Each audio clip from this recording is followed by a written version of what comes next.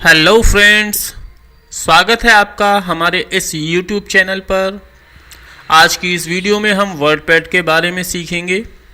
पिछली वीडियो में हमने नोटपैड सीखा था, तो चलिए शुरू करते हैं आज वर्डपैड के बारे में जानना।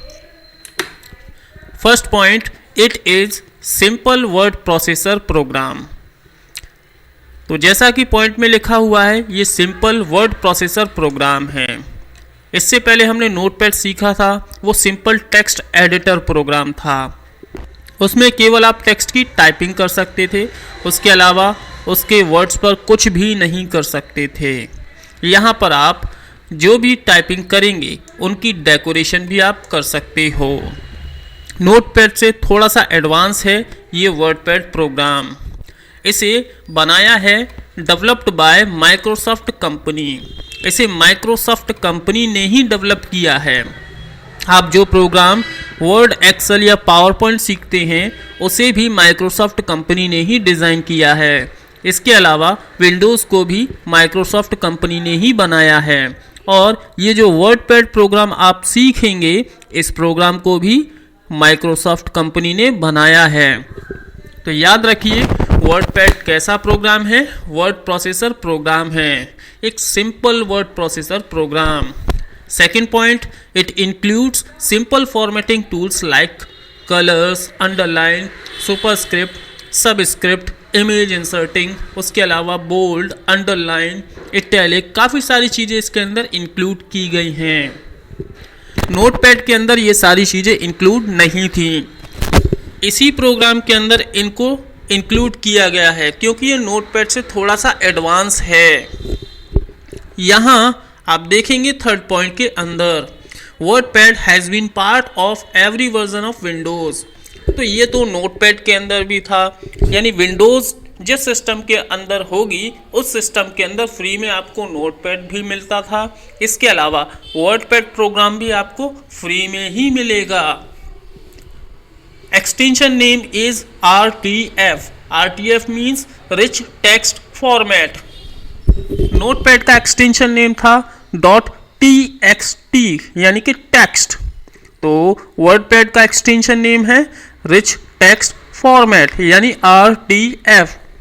तो ध्यान रखिए, वर्डपैड एक वर्ड प्रोसेसर प्रोग्राम है जिसे माइक्रोसॉफ्ट ने बनाया है। इसके अंदर हम छोटे मोटे टूल्स अप्लाई कर सकते हैं अपने वर्ड्स पर, जैसे underline, bold, italic, colour, sizing, इस तरह की चीज़ों को इंक्लूड कर सकते हैं। ये सभी विंडोज़ में मुफ्त में मिलता है। इसके अलावा इसका एक्सटेंशन नेम .rtf यानी रिच टेक्स्ट फॉर्मेट है। वर्डपैड को ओपन करने का सबसे पॉपुलर जो स्टेप है वो मैं आपको सिखाऊंगा। इस स्टेप में आपको विंडोज़ बटन को ढूंढना है कीबोर्ड के अंदर। तो जैसे ही आप कीबोर्ड के अंदर विंडोज़ बटन को ढूंढ लेंगे, उस बटन को आप दबाए रखें। उसके बाद आपको R बटन दबानी है। विंडोज़ के साथ आप जैसे ही R बटन दबा देंगे तो आपकी स्क्रीन पर सबसे नीचे ये रन बॉक्स ओपन होता हुआ दिखेगा। अब रन बॉक्स के अंदर आपको ये जो एरिया दिख रहा है, इस एरिया के अंदर आपको जो भी प्रोग्राम ओपन करना है उसका नाम लिखना है। तो मैं यहाँ पर वर्डपैड ओपन करूँगा, इसीलिए मैंने यहाँ पर वर्डपैड आपको टाइप करके दिखाया हुआ है स्क्रीन पर। जैसे ही आप इस जगह पर किसी प्रोग्राम का नाम टाइप कर देंगे, उसके बाद में आपको यहाँ पर ओके बटन पर टिक करना है या फिर कीबोर्ड से एंटर बटन को हिट कर देना है। जैसे ही आप एंटर या ओके बटन दबाएंगे, वैसे ही आपका वर्डपैड प्रोग्राम ओपन हो जाएगा। तो इस तरह से आप वर्डपैड को ईजिली ओपन कर सकते हैं। तो चलिए अब वर्डपैड के बारे में सीखेंगे। अब हम वर्डपैड की स्क्रीन पर आ चुके हैं। अब वर्डपैड की स्क्रीन पर आने से पहले आपको ये चीज़ें समझनी होंगी कि आपकी ये जो सबसे ऊपर वाली लाइन है, इस ऊपर वाली लाइन को हम टाइटल बार कहते हैं। अब ये जो टाइटल बार है, यहाँ पर आप देखेंगे राइट साइड में आपको कुछ ऑप्शंस देखेंगे। इसके अलावा लेफ़्ट साइड में भी आपको कुछ छोटे छोटे ऑप्शन देखने को मिल सकते हैं। इनकी संख्या कम भी हो सकती है और ज़्यादा भी हो सकती है। लेफ़्ट साइड में आपको ये जो ऑप्शंस दिख रहे हैं, इन्हें हम क्विक एक्सेस टूल बार कहते हैं। और राइट साइड में आपको ये जो ऑप्शन दिख रहे हैं, इन्हें हम कंट्रोल बटन्स कहते हैं। अब ये जो क्विक एक्सेस टूल बार हैं, ये बहुत जल्दी ही काम करते हैं डायरेक्टली। और यहाँ से ये हम नोटपैड के अंदर सीख चुके थे। यहाँ मिनिमाइज़ पर टिक करेंगे तो हमारा ये जो प्रोग्राम है वो डायरेक्टली टास्क बार लाइन पर चला जाएगा, यानी यहाँ से ये छिप जाएगा। देखिए मैं एक बार क्लिक करता हूँ और मेरा जो प्रोग्राम है वो पूरी तरह से छिप गया है, जिसे मैं टास्क बार लाइन पर क्लिक करके वापस देख सकता हूँ। सेकेंड ऑप्शन है आपका रिस्टोर और मैक्सिमाइज़। अब हमारी ये जो वर्डपैड की स्क्रीन है ये ऑलरेडी फुल स्क्रीन पर है। अगर हम चाहते हैं ये जो स्क्रीन है ये थोड़ी छोटी विंडो में हो जाए तो दोबारा से यहाँ क्लिक करेंगे तो देखेंगे हमारी जो स्क्रीन है वो छोटी विंडो में कन्वर्ट हो गई है।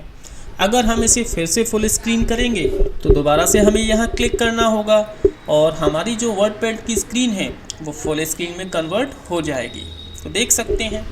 अब इसके अलावा लास्ट ऑप्शन है यहाँ से क्लोज़। जब आप इस रेड बटन पर क्लिक करेंगे तो यहाँ ये जो टास्क बार में आपका वर्डपैड का आइकॉन दिख रहा है वो भी आपको नहीं दिखेगा, क्योंकि आपका ये जो वर्डपैड प्रोग्राम है वो परमानेंटली क्लोज हो चुका होगा।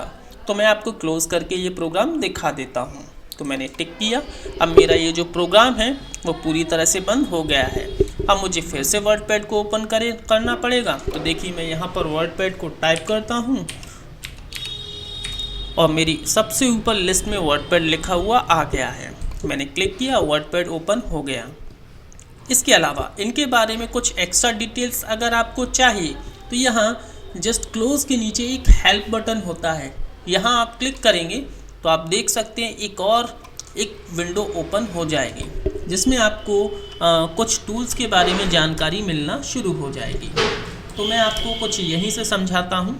ये तो वर्डपैड का पूरा कंप्लीट प्रोग्राम है, यहाँ से आप सब कुछ देख सकते हैं। तो देखिए फर्स्ट ऑप्शन में दिया रखा है ये जो ब्लू लाइन है इसके बारे में, सेकंड में समझा रहा है ये जो एक्स्ट्रा शॉर्टकट बटन दिए रखे हैं इनके बारे में, थर्ड के अंदर दिखा रहा है ये कंप्लीट जो ऑप्शंस आ रहे हैं उनके बारे में।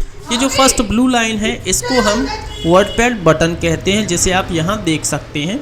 सेकंड ये जो शॉर्टकट बटन है इनको हम क्विक एक्सेस टूल बार कहते हैं। थर्ड आपकी ये जो कंप्लीट लाइन दिख रही है इसको हम रिबन कहते हैं। ऊपर वाले टूल में ऑलरेडी समझा चुका हूँ।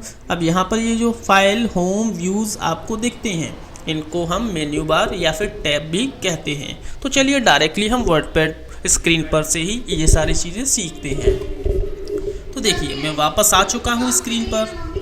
ये अभी हमने देखा इसे वर्डपैड बटन कह रहे थे।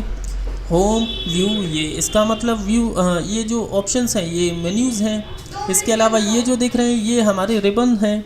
अब रिबन के अंदर जो भी ऑप्शंस होते हैं वो ग्रुप में डिवाइडेड होते हैं, जैसे cut, copy, paste clipboard group का हिस्सा है। इसके अलावा ये जो फॉन्ट है ये हमारे फॉन्ट ग्रुप का हिस्सा है, जिसमें बोल्ड, इटैलिक, अंडरलाइन वगैरह ऑप्शंस हैं। अब इसके अलावा आप नीचे एक स्केलर लाइन देख रहे हैं। इस स्केलर लाइन को हम छिपा भी सकते हैं, वापस दिखा भी सकते हैं। तो उसके लिए हम व्यू में आएंगे। तो देखिए इसे हम कहते हैं रूलर बार। तो रूलर बार से हमने स्केलर लाइन को छिपा भी दिया था और वापस देख भी लिया था, यानी टिक करेंगे तो वो दिखेगा, अनटिक कर देंगे तो वो छिप जाएगा। इसके अलावा एक स्टेटस बार लाइन भी है। तो नीचे आप ये जो लाइन देख रहे हैं टास्क बार के जस्ट ऊपर, जिसमें आप देख पा रहे हैं स्क्रीन को छोटा बड़ा करने से संबंधित ऑप्शंस, इसे हम स्टेटस बार कहते हैं। इस स्टेटस बार लाइन को हम छिपा सकते हैं, दिखा सकते हैं। तो आप देख पा रहे होंगे हम अपनी स्टेटस बार लाइन को छिपा भी सकते हैं और दिखा भी सकते हैं।